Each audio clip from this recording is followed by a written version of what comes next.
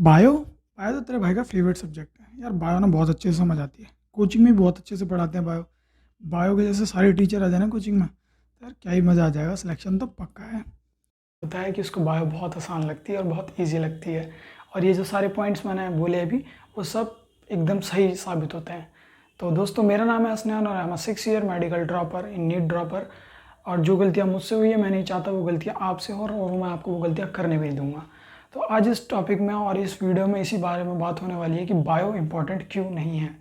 तो देखो, पता है क्या है, हमें कोई पागल नहीं बना सकता, हमें पागल सिर्फ हमारा दिमाग बना सकता है, और वो हमें बेवकूफ़ बना के रखता है। क्योंकि दिमाग और हमारा ब्रेन, हमारे माइंड की टेंडेंसी ये होती है कि वो वहाँ मूव करता है जहाँ से उसे आराम मिलता है, जहाँ से उसे चीज़ों में फ़ायदा होता है, जहाँ से वो ईजी वे में कर सकता है।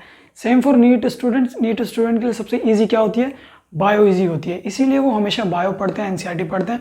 और जो ब्रेन है वो एक भ्रम में, एक इल्यूजन में हमको रखता है कि बायो तो हमें आती है, 90% नीट का सिलेबस तो हमें आता है, और इसीलिए हमें लगता है कि टीचर बहुत अच्छा पढ़ा रहा है, हमें बहुत आसानी से समझ आ रहा है।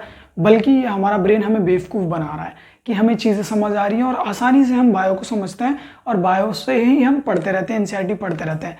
बट मान लो कि आपने 90 से 90 क्वेश्चन सही कर लिए और 360 आउट ऑफ 360 आ गए, तो क्या बायो में सिलेक्शन करा देगी आपका? नहीं, बायो सिलेक्शन नहीं कराती। इसीलिए क्या है कि बायो इसीलिए इंपॉर्टेंट नहीं है मेरी नज़र में, और एक नीट एस्पिरेंट की नज़र में बायो इंपॉर्टेंट इतनी होनी भी नहीं चाहिए। 360 मार्क्स सिलेक्शन नहीं करा सकता, तो इसीलिए टाइम है भी। केमिस्ट्री और फिजिक्स पे जितना फोकस करोगे उतना फ़ायदे में रहोगे, क्योंकि फिजिक्स और केमिस्ट्री ऐसा सब्जेक्ट है जो आपको रैंक डिसाइड करके देगा, जो आपको नंबर ला के देगा।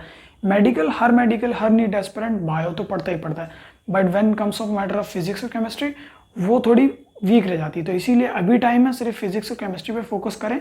बायो को हम at the end of the month हम कर सकते हैं, बट फिजिक्स और केमिस्ट्री को नहीं कर। बायो और फिजिक्स और केमिस्ट्री, इन तीनों में से अगर तुमने फिजिक्स और केमिस्ट्री पे स्टार्टिंग मंथ में ज़्यादा टाइम दिया और स्टार्टिंग मंथ में ज़्यादा नंबर ऑफ क्वेश्चन और ज़्यादा प्रैक्टिस फिजिक्स और केमिस्ट्री करिए, तो इससे चांसेस ऑफ सिलेक्शन बहुत ज़्यादा बढ़ जाते हैं। इसका रीज़न क्या है? अब देखे जाए, जो फिजिक्स और केमिस्ट्री में 50-50 क्वेश्चन आते हैं, जिसमें से हमें चॉइस भी मिलती है। चॉइस वाले क्वेश्चन कुछ ईजी होते हैं, कुछ हार्ड होते हैं। इन चॉइस में हमें ढूंढना पड़ता है कि हम कौन से कर सकते हैं और कौन से ईजी है, और ये वही कर सकता है जिसने बहुत नंबर ऑफ प्रैक्टिस कर रखी हो। तो इसीलिए क्या है, पहले स्टार्टिंग है कुछ मंथ फिजिक्स और केमिस्ट्री को दीजिए। At the end of the month, क्योंकि जो याद करने वाला है वो बाद में भी याद करा जा सकता है और समझा है, बट जो सब्जेक्ट समझने वाले लाइक फिजिक्स और केमिस्ट्री, इनको अगर आप बाद में समझोगे तो कुछ समझ नहीं आएगा, और आप फिर बाहर उठा के फिर बैठ जाओगे और वही रिवीजन करते रहोगे। तो स्टार्टिंग के मंथ में सिर्फ केमिस्ट्री और फिजिक्स पे ध्यान दीजिए, मोर नंबर ऑफ क्वेश्चंस कीजिए, ताकि एट द एंड ऑफ तुमको सिर्फ बायो पढ़नी पड़े और सिर्फ याद करनी पड़े चीज़ें, और रिवीजन बहुत अच्छे से हो जाएगा। तो इसीलिए अभी बायो को इतना इंपॉर्टेंस मत दो जितना फिजिक्स और केमिस्ट्री को देना है, क्योंकि बायो सिलेक्शन नहीं कराता, सिलेक्शन कराती है फिजिक्स और केमिस्ट्री, और ये रियलिटी है। तो अभी क्या करना है, बायो को इतना नहीं देना, थोड़ा पढ़ना है कि हाँ टच में रहे, but more number of question, more number of hours should be given to your physics और केमिस्ट्री, जो कि हालांकि बहुत आगे जाके बहुत काम आएगा। तो इसीलिए from my point of view the bio is not like that much important for NEET selection as compare to chemistry और फिजिक्स। तो चलो शुरू हो जाओ और लग जाओ अपने फिजिक्स और केमिस्ट्री में। स्टार्टिंग के कुछ 15-20 दिन बहुत हार्ड लगेंगे फिजिक्स और केमिस्ट्री के साथ, बट एक बार तुम उसके साथ कंबाइन हो गए ना, तो वो इतना ईजी लगने लगेगा, ताकि आगे जाके तुम्हें बहुत फ़ायदा होगा। क्योंकि end of the month of preparation जब एग्जाम आने वाला होता है ना, तुमसे कुछ हैंडल नहीं होगा। तुम ये भी सोचोगे मैं ये भी कर लूँ, मैं वो भी कर लूँ, मैं ये भी कर लूँ, बट करा क्या जाता है, जो सिर्फ पढ़ा हुआ होता है। तो बायो और केमिस्ट्री और फिजिक्स में से फिजिक्स केमिस्ट्री पहले पढ़ लो ना, बायो तो हम बाद में भी कर सकते हैं ना, end of the month lectures देख के, ये सारी चीज़ें देख के। बट फिजिक्स और केमिस्ट्री तुम लेक्चर अभी देखोगे फिर क्वेश्चन करोगे, तो इसके लिए एक लंबा प्रोसेस चाहिए होता है। तो उस लंबे प्रोसेस को कंप्लीट करने के लिए अभी से स्टार्ट करो, और अभी से फिजिक्स और केमिस्ट्री पे ध्यान दो।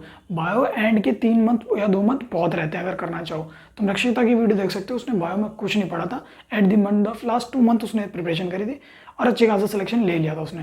तो इसीलिए पहले फिजिक्स और केमिस्ट्री को इतना टाइम दो, इतना फ्रेंडली हो जाओ उससे, कि वहाँ पे जब 50 क्वेश्चन आएंगे ना, उसमें से 50 में से 50 आने चाहिए। फिर हमारी चॉइस होगी ना, हम कौन से करते हैं, कौन से नहीं करते हैं, और कौन से छोड़ना है और कौन से नहीं छोड़ना है। तो इसीलिए तुम समझ गए हो कि बायो क्यों नहीं इंपॉर्टेंट है, और now you should be focus on your physics और केमिस्ट्री।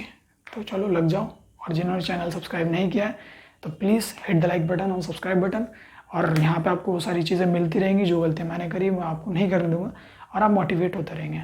तो bye, I am 6 year medical drop. Thank you so much.